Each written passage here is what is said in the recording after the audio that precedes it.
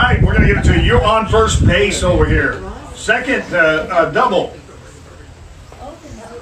How many baskets of fragments of food were gathered up after Jesus fed the multitude? Yes, ma'am.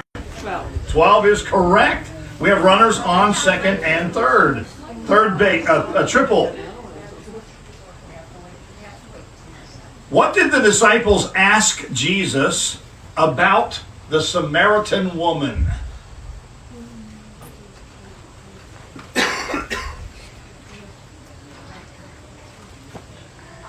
Yes, ma'am? They were wondering why he was speaking to her because she was a woman of Samaria. Well, you are correct, but that is not the answer to the question.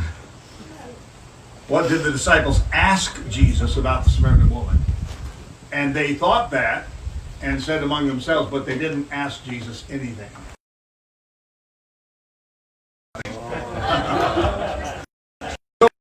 On second and third, and we have one out. Home run time. Oh boy. Can you name three things that Jesus found being sold in the temple at Jerusalem? Three things Jesus found being sold at the temple in Jerusalem. Eva?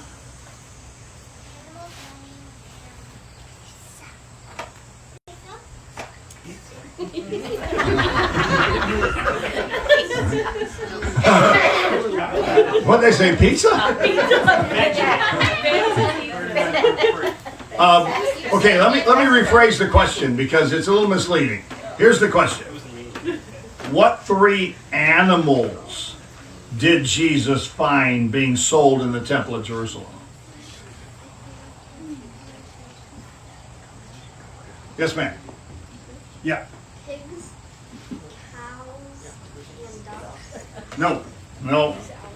At least not according to this book in John chapter 2 and verse 14. Oxen, sheep, and doves. Oxen, sheep, and doves. So you're close. All right, so two outs. Still running on second and third. You need to get a run across the bag. Here we go. What did Jesus say to the lame man at the pool of Bethesda? It's not our side. It's not our side. Sir.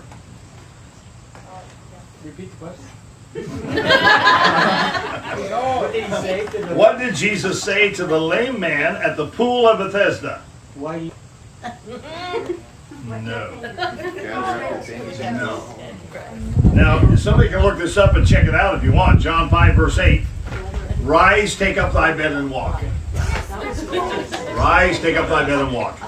All right, so shockingly, this side wins. 1-0. I don't know what it is. You just look over there and it's, think about biblical intelligence and you're saying no. I'm just kidding. All right. Okay, where is Mr. Lee? Mr. Lee here? No? Oh, that's okay. All right. Let's sing a song. 137, I will call upon the Lord. 137. Some extra books back there.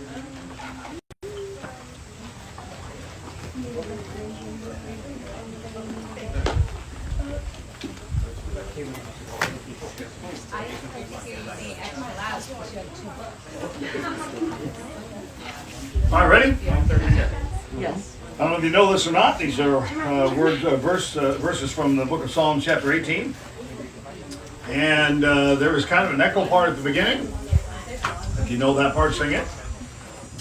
I will call upon the Lord, who is worthy to be praised. So shall I be saved from mine enemies. I will call upon the Lord. The Lord liveth, and blessed be my rock, and let the God of my salvation be exalted. The Lord liveth, and blessed be my rock, and let the God of my salvation be exalted. I will call upon the Lord. All right, now Brother Tricky and I are going to sing it. So he knows the echo part well at the beginning, and then you'll know how to do it next time. I think. Shall I be saved from mine enemies? Saved from mine enemies. I will call upon the Lord. The Lord liveth, and blessed be my rock, and let the God of my salvation be exalted. The Lord liveth, and blessed be my rock, and let the God of my salvation be exalted. I will call upon the Lord.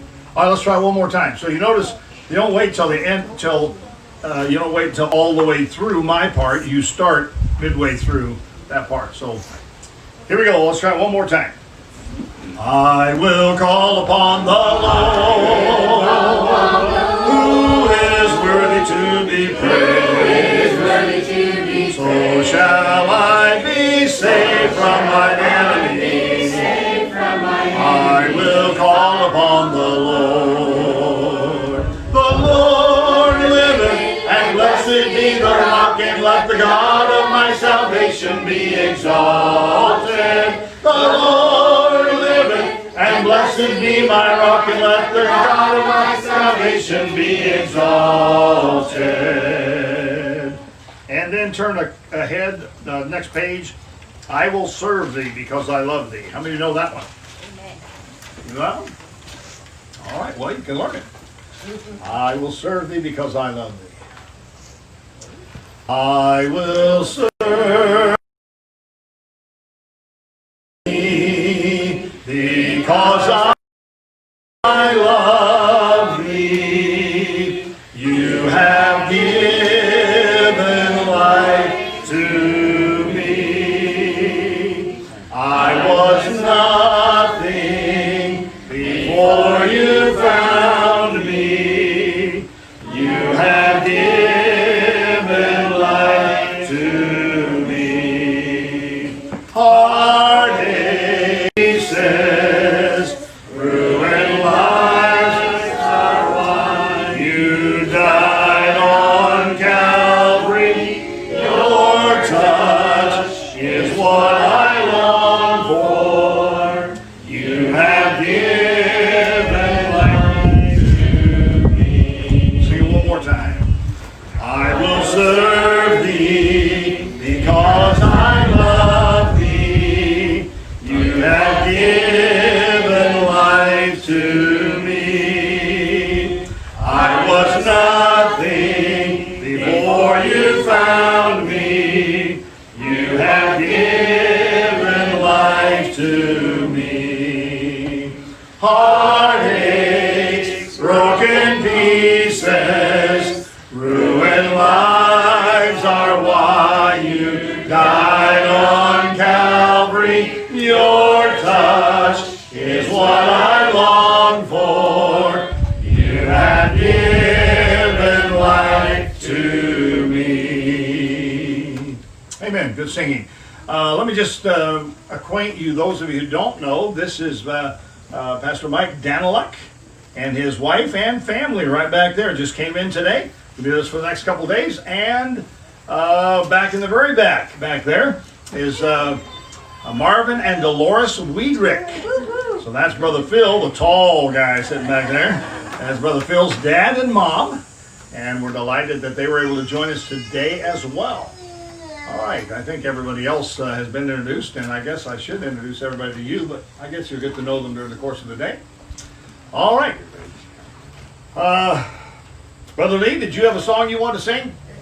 All right, Brother Miles Lee is going to come and share with us a special in song, and then I ask our speaker, so no peeking now, no looking at your notes in advance. I asked him to ask a few questions of the last couple of messages. See how well you're listening. So we'll see how that goes, and then he's going to speak to us. So, Brother Lee, share with us a message and song. Thank you. By the way, there's 2 Bibles here. Anybody need one?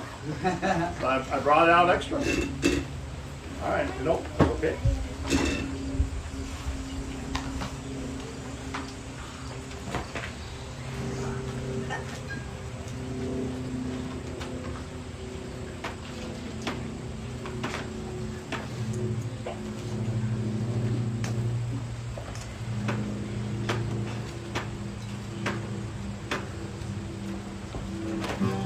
is Psalm 138.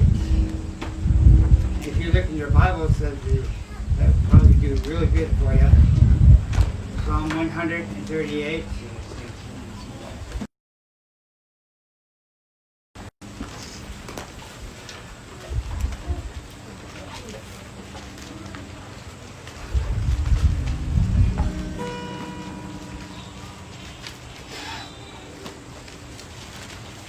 They shall sing in praise of the Lord. For great is the glory of the Lord. They shall sing in the ways of the Lord. For great is I will thank thee with my whole heart. I don't have glasses on. Anybody got glasses? Number 2. Want to try mine? Sure. I was on 1.5. That's good. Mine are 1.75. I'm not sure. God bless you, Chris. You're welcome. That's good. I got it. Back. No, just 1.5. They shall sing in the praise of the Lord. For great is the glory of the Lord. They shall sing in the ways of the Lord. For great is the glory of the Lord. I will praise thee with my whole heart. Before the gods will I sing praise unto thee. I will worship toward the holy temple and praise thy name for thy loving kindness and for thy truth, for thou hast magnified thy word above all thy name. They shall sing in the ways of the Lord. For great is the glory of the Lord. Yea, they shall sing in the ways of the Lord. For great is the glory of the Lord. In the day when I cried, thou answerest me, and strengtheneth me with strength in my soul. All the kings of the earth shall praise thee, O Lord. When they hear the words of thy mouth, yes, they shall sing in the ways of the Lord. For great is the glory of the Lord. Yea, they shall sing in the ways of the Lord. For great is the glory of the Lord. Though the Lord be high, yet hath he respect unto the lowly. But the proud he knoweth afar off. Though I walk in the midst of trouble, thou wilt revive me. They shall sing in the ways of the Lord. For great is the glory of the Lord. Yea, they shall sing of the ways of the Lord.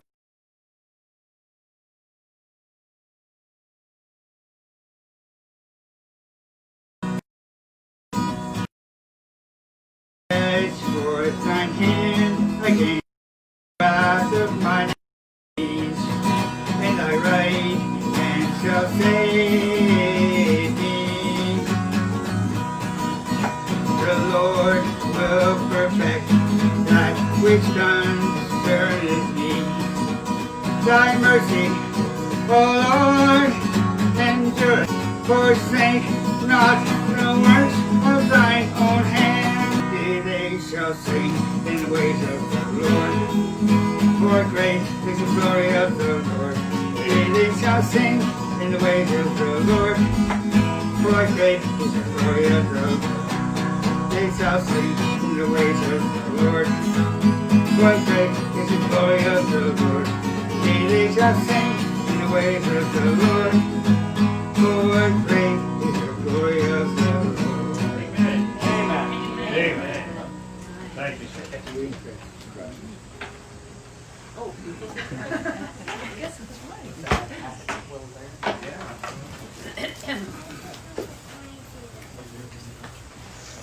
Well, good morning.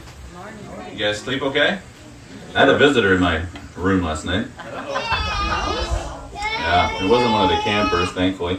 It was a camper, a human camper. So he was, till 2 in the morning, he was making a joyful noise unto his creator until I squished him. And I was like, cricket. So he managed to get it in there, and I thought first he's sitting on the windowsill, and I'm like, oh, okay, well, that's cute. 30 seconds later, I changed my mind on that. So I shut the window, but he didn't stop singing. He was just as loud as before. So got up and thought, oh, maybe he's in the one hopping through.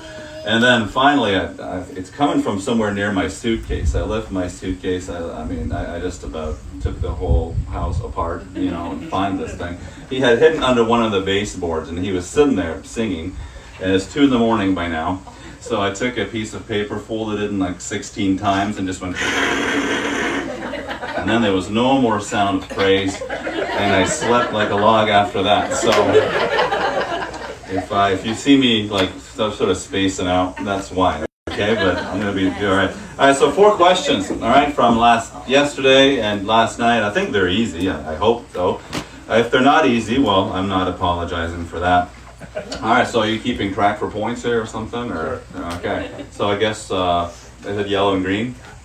No, it's that side. That side, this side, right? Okay, so first of all, coming from last night, remember how the king wanted to harm Elisha? Well, what did God do to keep Elisha safe? Anybody want to tell me that? Yes, ma'am. He warned him. He warned him, exactly. Very good. So God warned Elisha that this guy was coming to hurt him, and that would be good for you, right? Somebody's coming to hurt you, and God tells you, just so you know, that guy with the blue shirt is coming at you, and then he's going to hurt you. No, that would be good to know. All right, number 2. Because you were in my field of sight there. I'm sorry. All right, number 2. These lepers that said we do not. Wow, what city did they live by? What city were they living by, sir? Yeah. Samaria. Near Samaria, very good. All right, number 3. This one might be a bit harder, maybe not. Which king said the following words? Is there any word from the Lord? Yes. Zedekiah. Uh-oh. Uh-oh. Now the final one. Who was Zedekiah's dad?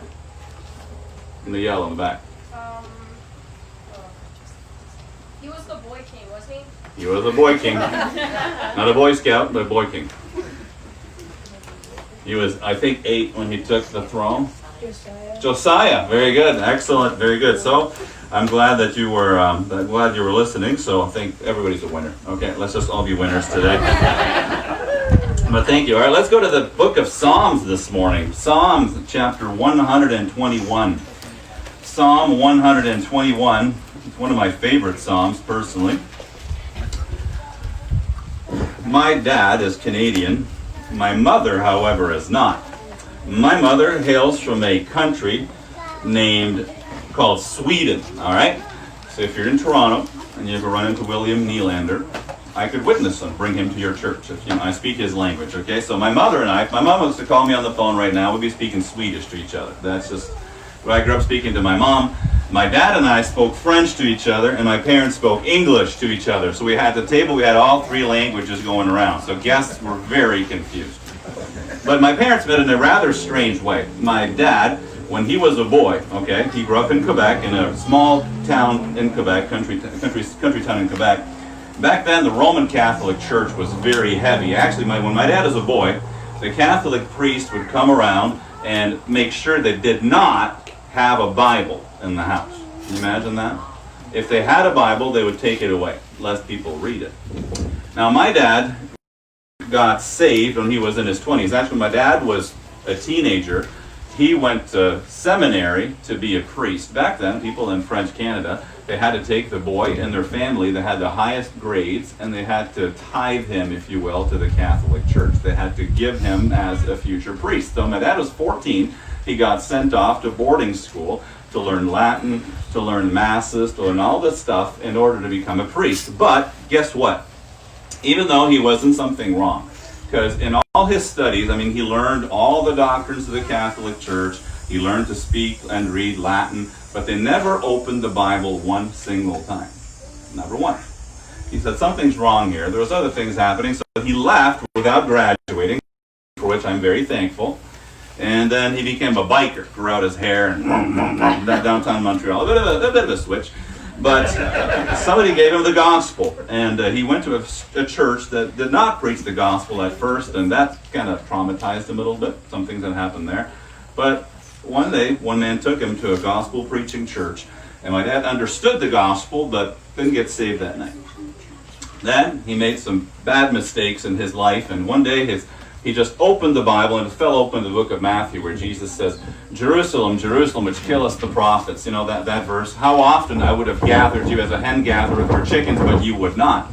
And that night he realized God's given me chance after chance after chance after chance to get saved. And that night he trusted Christ as his Savior. So, you know, this is the 1970s, so my dad's a bit of a peculiar guy, and, you know, I don't know if he's watching, he's going to see this video, but I'm not ashamed of it. He is a peculiar guy. I love him, but he would say the same. So he decided just to learn Hebrew for fun. Don't ask me. He went to Concordia at night school. When he was 29 years old or so. Just decided to move to Megiddo in Israel. That's the place where Josiah got killed. That's not why my dad moved. Went to Megiddo. And there was 4 girls from Sweden who were there. And Christian girls. And they met at a Bible study in Megiddo in Israel. And my dad saw my mom saw my dad. They got married. And then about a year later, I came into this world. So when I was a kid, I mean, we had Hebrew. Not Jewish, but they still had all kinds of decorations from Israel in the house, a menorah. Sometimes my dad would say stuff to me like, Happy Rosh Hashanah. I'm like, what? Rosh Hashanah? Did you know what Rosh Hashanah is? I don't know what Rosh Hashanah is. I still don't know what it is. But they would have all these Jewish things.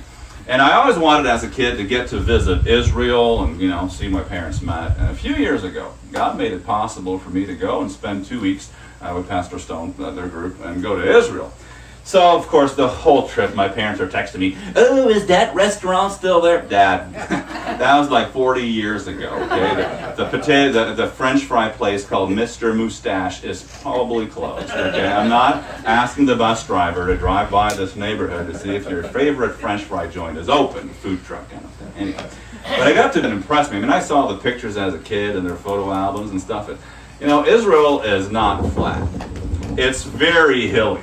Especially when you're near the Mediterranean Sea, it's all right. And then you start going up hills and up hills and up hills, and then you go down real quick until you get to the Jordan River. And as we think of that, any of you ever like mountains? You guys like skiing at all? I mean, you don't ski in Israel unless you go to Mount Hermon in the north. But I mean, if you like skiing, if you like hills, I personally grew up in the city. The only hill that I like is the one that, you know, Mount Royal, where I used to go jogging. I mean, that's not a real mountain. But in Israel, they have mountains and hills. And with that picture in mind, let's read Psalm 121. David, or whoever writes the psalm, is not identified, is living in a valley and has trouble in his life and writes, I will lift up mine eyes unto the hills. Now that's not really hard in Israel. Doesn't matter where you are. You look anywhere, you're looking at a hill. I will lift up mine eyes unto the hills. From whence cometh my help? My help cometh from the Lord, which made heaven and earth. He will not suffer thy foot to be moved. He that keepeth thee will not slumber. Behold, he that keepeth Israel shall neither slumber nor sleep. The Lord is thy keeper. The Lord is thy shade upon thy right hand. The sun shall not smite thee by day, nor the moon by night. The Lord shall preserve them from all evil, thee from all evil. He shall preserve thy soul. The Lord shall preserve thy going out and thy coming in from this time forth and even forevermore. Let's pray. Father, Help us to look to you for our help. Help us to grow in our faith. May these few days as we fellowship and as we have a good time together, but also as we share testimonies of your goodness, as together we open your word and look at what you say and what you have revealed of yourself to us in your word.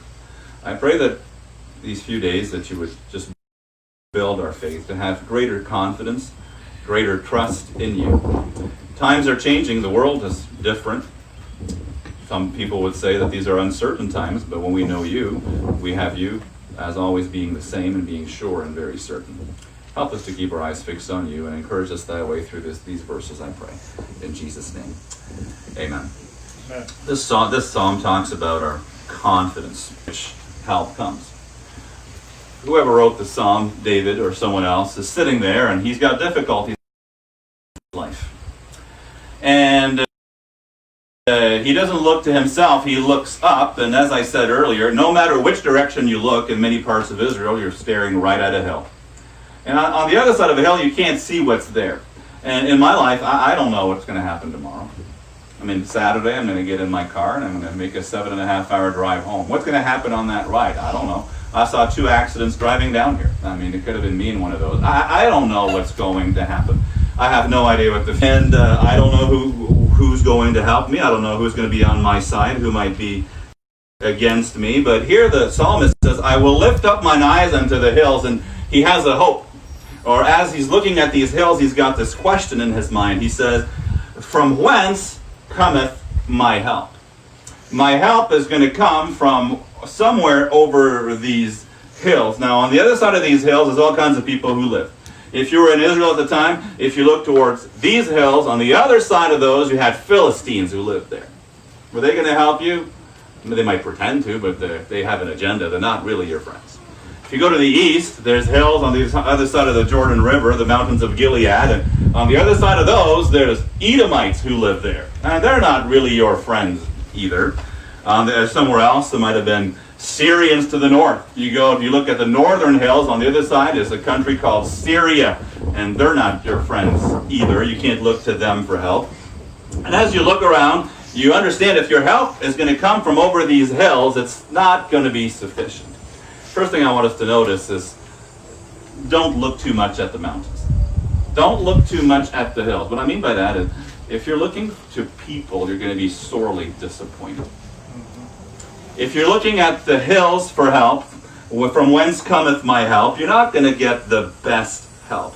And as Israelites would look at the hills and they would wonder who was going to help them, that's because they're looking for people to come. You know, I want you to know, if you get one thing out of everything I'm going to say this morning, let it be this. The direction of your look determines the direction of your heart. Yeah. The direction of your look determines the direction of your heart. If you're looking at the hills and you're looking for somebody to cross the crest of that hill and come and help you, your confidence is in the wrong place. Now, practically speaking, in your life, you don't have the same problems that the psalmist had. But, you know, as a child, if you're looking to your mom and your dad to help fix all of your problems, this week I had an issue. My son had a falling out with his best friend, okay? And they were doing something, and for some reason, I don't exactly know what happened, but they did not get along, and it did not end well. And I went into his room to talk to him and see how he was doing with the whole thing. And, you know, I like what he said. He says, Dad, I don't want you to help me. I prayed about it. It might seem like he's 12, so, I mean, it may seem like a small thing to him. It's a big thing. His best friend doesn't want to talk to him, and he's sitting in his room wondering. And, you know, but when something like that happens, when you have a relationship fall apart, or somebody who you're really bad, what are you going to do? Are you going to wait for your mom and dad to help it? I mean, maybe your pastor, your youth leader, somebody can come and be an encouragement and a help, but ultimately, your trust should not be in man. Your trust has to stay in God. The hills, you might be disappointed, because it might be a friendly figure coming over the hill.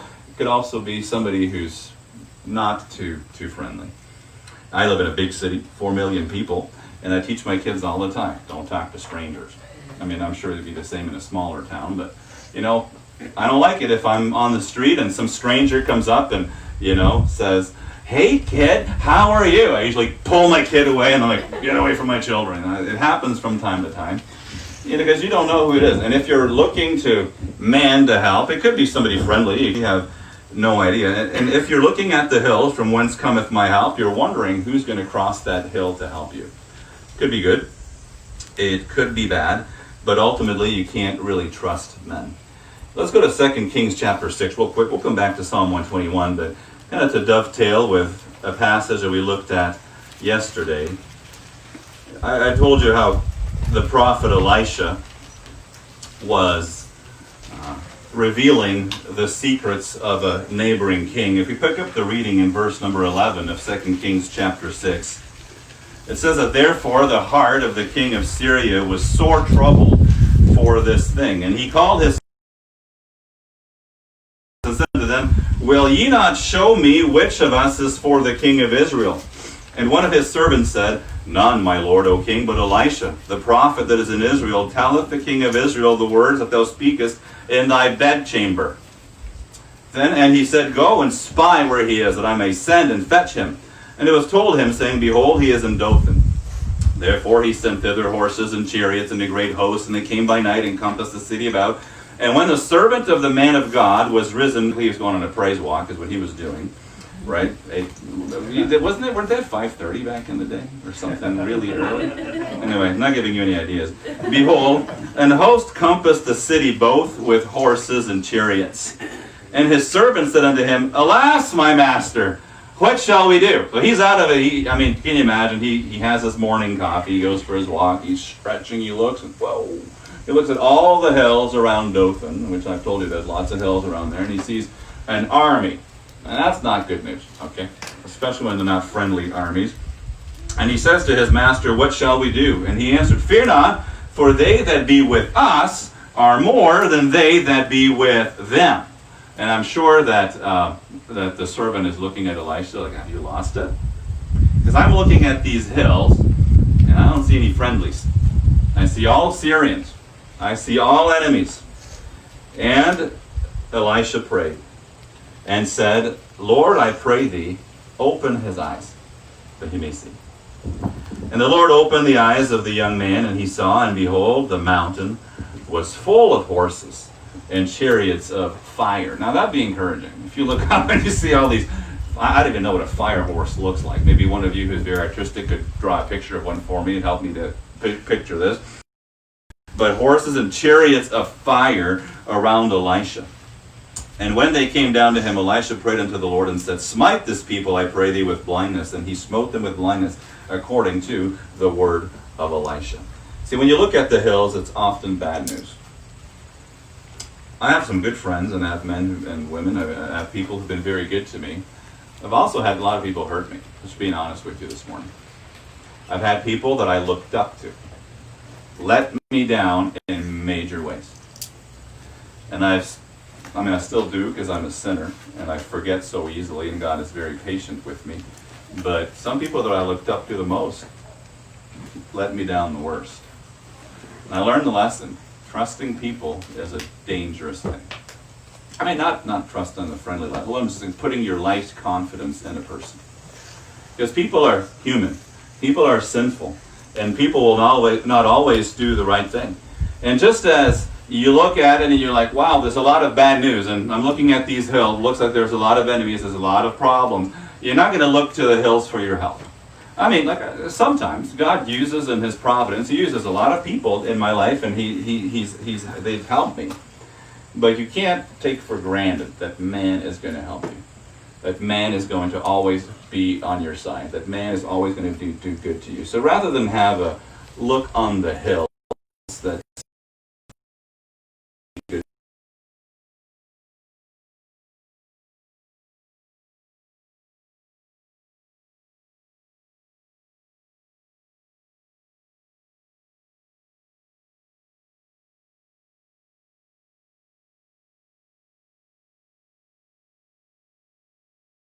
guy.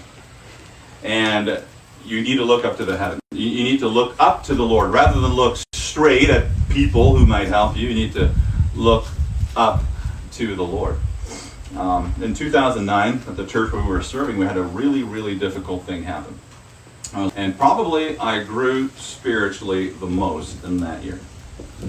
Because I realized that the arm of flesh will fail you, people will let you down, but after a few days or weeks of just sitting there and not wanting to do too much, I realized, you know what, God hasn't changed. And He is there. And no matter what happens to me, God will not change, God will stay faithful, and God will help. And one thing God has done for me at that time, and in many other times, is to stop looking at people and start looking at God. Every time I keep my eyes on Jesus, I find what I need. Amen. Because if I look at the hills, yeah, sometimes that's been friendly. When I look at the hills, from what cometh my help, someone it's been disappointing. But my help cometh from the Lord. Now, perhaps you're here, and as a young person, as a child, perhaps you haven't been a mommy or a daddy yet, and you haven't had huge problems compared to what adults have in your own eyes. But no matter the size of your problem, whether it's your best friend who all of a sudden doesn't want to be your friend, or people being mean to you, you need to realize that you can take everything to the Lord. Amen. You can take everything to Jesus. No matter how big, no matter if you have a subject in school that's really hard, and you're having a hard time passing your class or this subject, you can take that to the Lord. If things at your house are not going super well, or perhaps when you're in bed you can hear your parents talking about problems, you don't even quite understand what they're talking about, but you know it sounds scary, we can take that to the Lord too. And as adults, obviously our problems are numerous and sometimes overwhelming, but if we look at the hills, it could be very disappointing. Sometimes nothing seems to be coming over that hill. But my help, the psalmist says, cometh from the Lord. And just to give us a bit of a pedigree about who this help is, the Lord, which made heaven and earth. He's made absolutely everything. He has access to everything. He is all powerful. The last few months, we've had several people at our church either lose their jobs or be laid off, starting in the month of March and April. We had a lot of transitions and a lot of changes. And one family in particular was in, I would say, dire straits. They've moved to Canada from Africa about 4 or 5 years ago, and honestly, he had a great job in Africa. He used to crisscross the continent in airplanes, doing audits for governments, and for the sake of his family's safety, he moved them to Canada, and he who used to, run with government officials in his country, here he's stocking shelves at Walmart. That was a very humbling thing for him, but he's willing to do it to give his family a fresh start. And then he was so happy because the government of Quebec offered him a job at the revenue agency, the Quebec Revenue Agency, and he had just started there, and 2 days after he started, the pandemic hit and he lost that job. 2 days into it, he was crushed. And he called me and he told me, and we prayed together on the phone, and later the same day he called me back. He said, "Pastor, you're a good prayer." I said, "No, I'm not, but God is good, so please tell me the good news." He said, "They just called me and they said, even though I haven't been working there 48 hours hardly, they said not to worry about anything because I'll keep paying my salary during the whole pandemic, whether I go to the office or not." He says, "God did that." I said, "Well, yeah, He did." He said some of the other people who came in at the same time as me, they were told to go home and that they would be contacted again at a future date. But for whatever reason, I don't know, they just told me that they were going to pay my salary even if I stay home. He said, God took care of us. If you look at people for the solution, I'd be nervous. If you look at the hills, I'm not sure how that's going to turn out. But my help cometh from the Lord, which made heaven and earth. There's one verse I wanted you to read with me out loud. Let's go to 1 Chronicles chapter 16. In 1 Chronicles chapter number 16, verse 11, I love this verse. And I want you to notice it, and I'd like you to read it out loud with me. Especially, well, all of it, but especially the last half. 1 Chronicles chapter 16, verse 11. All right? Once you've found it, we're going to read it out loud together. 1 Chronicles 16, verse 11. Together. Here's some pages turning, so let's go ahead. 1 Chronicles 16:11. Seek the Lord and His strength. seek his face continually. Let's do it again. Seek the Lord and his strength. Seek his face continually. How much are we supposed to seek his face? Does it include today? Does it include tomorrow? Does it include when the sun is shining? Does it include when the thunderstorms come? Does it include when your best friend lets you down? Does it include when you lose your job? I could go on and on. Seek his face continually. Oh, I lift up my eyes unto the help. From whence cometh my help? No, my help cometh from the Lord. Amen. Seek the Lord and his strength. If you're seeking your strength, my strength is definitely not going to be enough. But if you seek the Lord and his strength, and the good thing is, you know what, if I wanted to call Pastor McLean, I assume at some point he goes to bed, all right, at night. And if I want to call him at 2 in the morning, you know what he's going to say? What? Man, maybe he would be gracious, but if I started doing that every night, eventually he would block my number. You know, that's what would happen. But I can call on the Lord at 2 in the morning if I need to. This is a great. If there's something going on at 2 in the morning, I can call. Help me find that thing. I can call on him anytime I need, anytime I want, and anytime I feel afraid, anytime I feel fearful, anytime I feel whatever. Seek his face continually, all the time. One thing that's been annoying to me the last few months as we have this pandemic is that things were closed. We were in Ottawa last week, just walking around. Closed. Even Tim Hortons was closed. I thought, this is ridiculous. We're walking near the Parliament building, and my wife said, the kids are getting hungry, Eric, you to eat. So went to one restaurant, boarded up. Went to the next one, papered up. Finally, I just pulled out my phone, started calling her, are you open, are you open, are you open? Now, it was finally found one that was open 2 kilometers away. We walked there. My 5-year-old said, I think I'm going to die. I'm like, all right, well, no, if I carry him on my shoulders, when things are closed, it's frustrating. God is never closed. Sometimes what I need from man is unavailable, but what I need from God is always there. Amen. Seek ye the Lord. Seek his face continually. You can't always change your circumstances. You can, however, have the right confidence. You can't always change your circumstances, but you can always have the right confidence. If you look at the hills, can't tell you what's going to happen. But if you look up a bit and you look at the Lord, he's going always to be there. And he will be there for you. And I'd like to conclude at verses 3 and 8 in our psalm. I won't be able to unpack these verses like I would like to in Psalm 121, verses 3 through 8. He will not suffer thy foot to be moved. He that keepeth thee will not slumber. Psalm 121 and verse number 3. Some days you just don't really know if you can keep going. You feel like you're just stumbling along. Well, it says he will not suffer thy foot to be moved. Went camping a couple of years ago, and 3 years ago with my family. We're all happy, set up the tent, set up the food tent. I got the wood ready for the campfire. I got my kayak off the top of the van, set down in the water. We're good to go. My phone rings and my wife looks at me. She says, don't you answer that. Don't you answer that. So I turned around and I answered the phone. I didn't want her to see me. One of my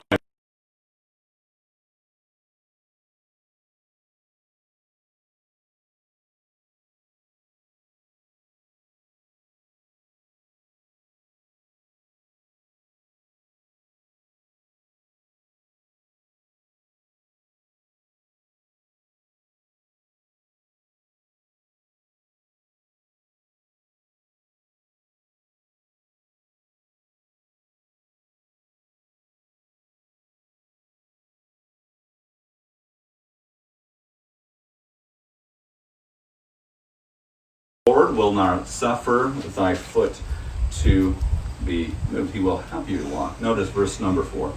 Behold, he that keepeth